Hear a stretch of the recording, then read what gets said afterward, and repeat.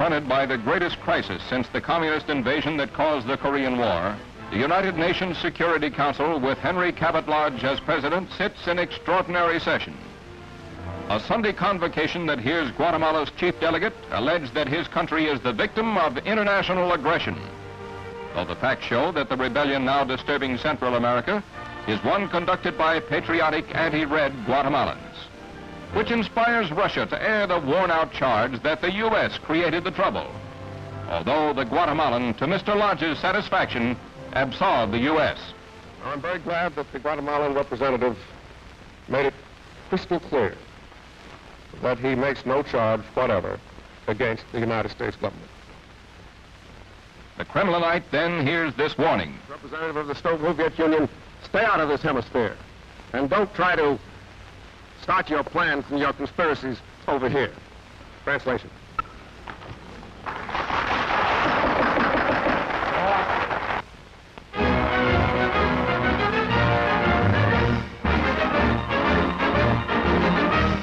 On the Guatemala-Honduras border, the town of Nueva Octopeque, headquarters of the Guatemala insurgents, is invaded by a plane load of American newsmen, including Al Waldron, movie-tone veteran war photographer.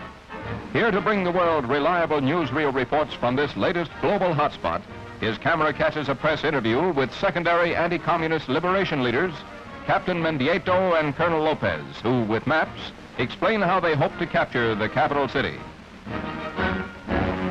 Massing for an advance against the communist-dominated forces of President Jacobo Arbenz Guzman, the Liberation Patriots are well equipped with small arms. They quickly overrun a number of border towns which surrender without a shot being fired. But it's all very confusing. For while rebel headquarters bustles and its top leaders, Colonel Carlos Castillo Armas on right, here with his first aide Colonel Mendoza, plan their campaign, the United Nations is racked with conflicting opinions about what to do to avoid further bloodshed.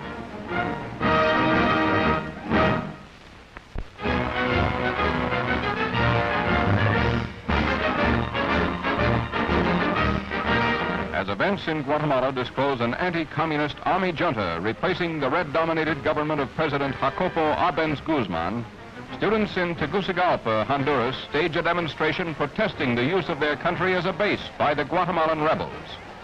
And it becomes inflamed by the news that communists bombed a Honduran airstrip at San Pedro de Copan, a scene to which the chief of the Honduras Air Force, Major Hector Carocchiola, brings your movie-tone cameraman in the press, where a native identifies the hole dug by the bomb, which was a dud.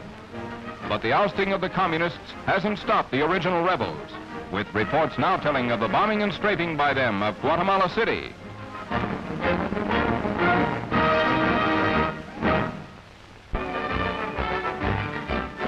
In Guatemala City, representatives of the new anti-communist government inspect $10 million worth of arms that were sold to the deposed red government of President Arbenz.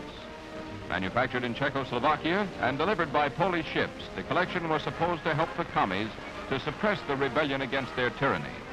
But listen to this. It's all junk. The commies, knowing they didn't have a chance, unloaded a lot of defective arms on the Guatemala Reds.